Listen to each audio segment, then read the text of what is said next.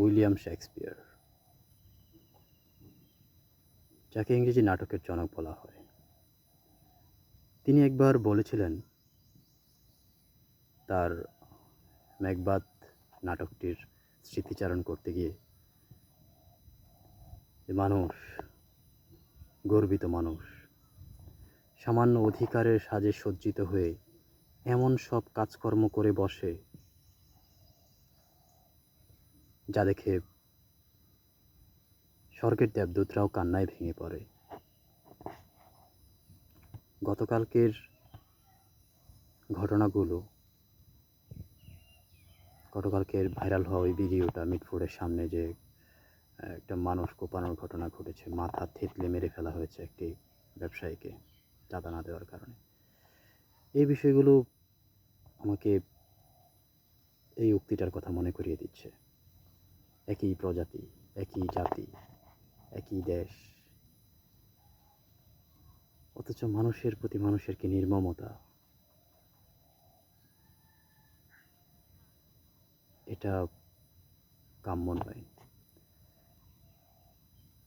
এ বিষয়গুলো আমি লক্ষ্য করি মাঝে মাঝে, যে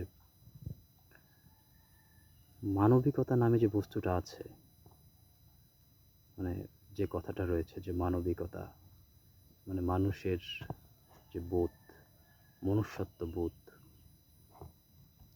এরা তো মানুষ। আমার মনে হয় যে এর চেয়ে পশু অনেকটাই ভালো, কারণ পশুরা প্রিয়জন ছেড়ে যায় না, যেতে চায় না, নিজের স্বজাতিকে অত কঠিনভাবে হত্যা করে না, অতটা নির্দয় হয় না পশুরা। যেমন আমাদের বাড়িতে একটা কুকুর আছে, বাহাদুর। তার মাঝেও মানবিকতা, তার মাঝেও এই পশুত্বটা আছে, যে সে হচ্ছে বুঝতে পারে যে তাকে লালন পালন করে আমার বড় ভাই শাহিন ভাই, সে এই বাহাদুর যখন তার উপস্থিতি টের পায়, তখন তার আচরণই অন্যরকম হয়ে যায়।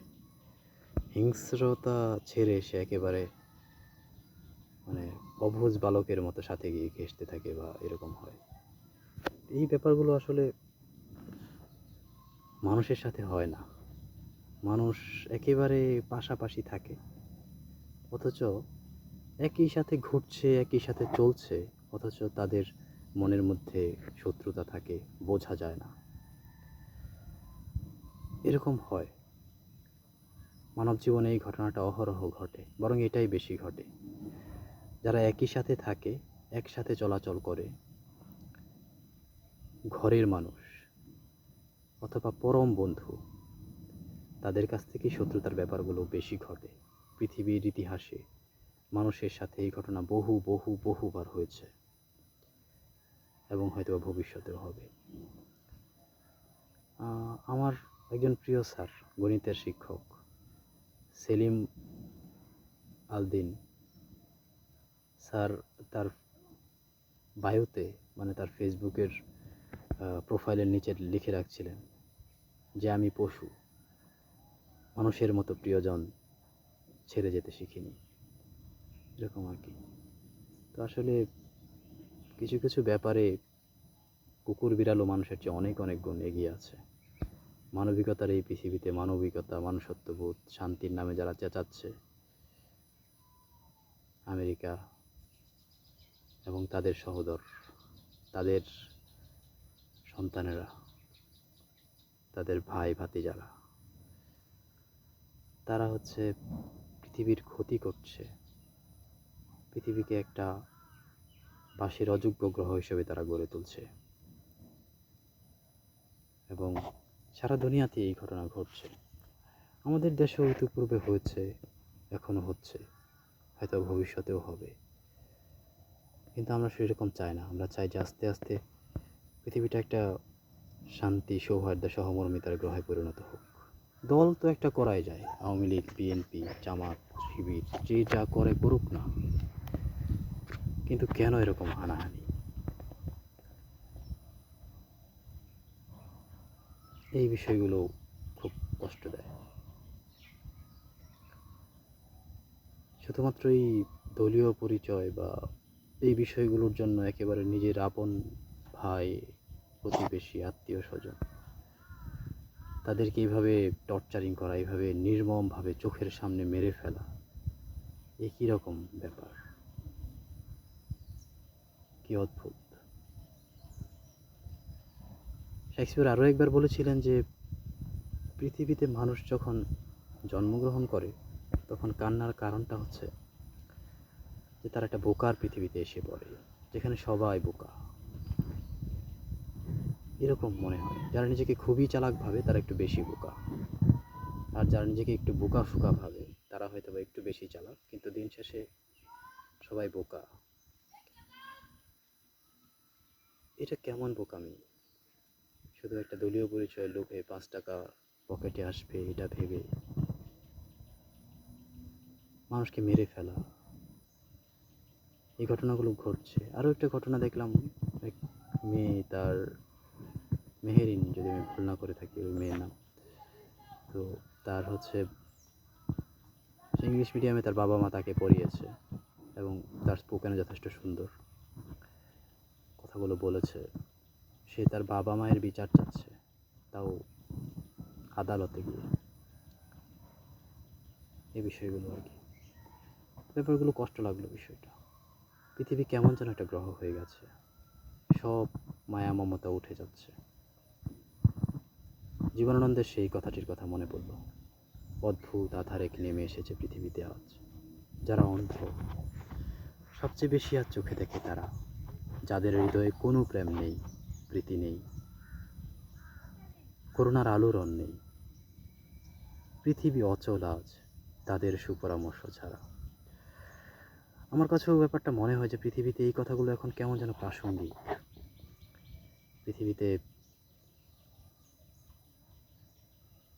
পৃথিবীতে যে বিষয়গুলো থাকার কথা ছিল। আরেকটা জিনিস আমি লক্ষ্য করি যে আসলে বন কত সুন্দর। মাঝে মাঝে আমি বনে হাঁটি, আমাদের বাড়ির পিছনে একটা ছোট্ট বন আছে এবং আমাদের আশেপাশে বন আছে, পানি আছে। আমি এই জায়গায় যে বসে আছি তার সামনে কিন্তু বিল আছে, থৌরাইল বিল।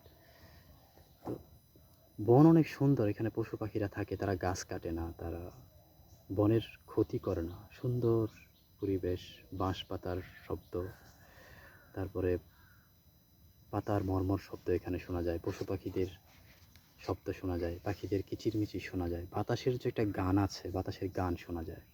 কান পেতে শুনলে পৃথিবীতে আসলে জীবিকার তাগিদ যদি না থাকতো তাহলে একটা জীবন আসলে বনেও কাটিয়ে দেওয়া যেত। তো ব্যাপারটা হচ্ছে পৃথিবী, বন্যপ্রাণীরা কত সুন্দর রেখেছে এই পৃথিবীকে, অথচ আমরা পৃথিবীটাকে ধ্বংস করে দিয়েছি এই দালানের নামে, এই কারখানার নামে। আমরা পৃথিবীকে নষ্ট করে ফেলছি, পৃথিবীর মানবিকতাকে নষ্ট করে ফেলছি। পৃথিবীর বর্তমানের এই অবস্থা, বাবার কাছে মেয়ে সেফ না, ভাইয়ের কাছে বোন সেফ না, এরকম একটা পরিস্থিতিতে এসে পড়েছি আমরা।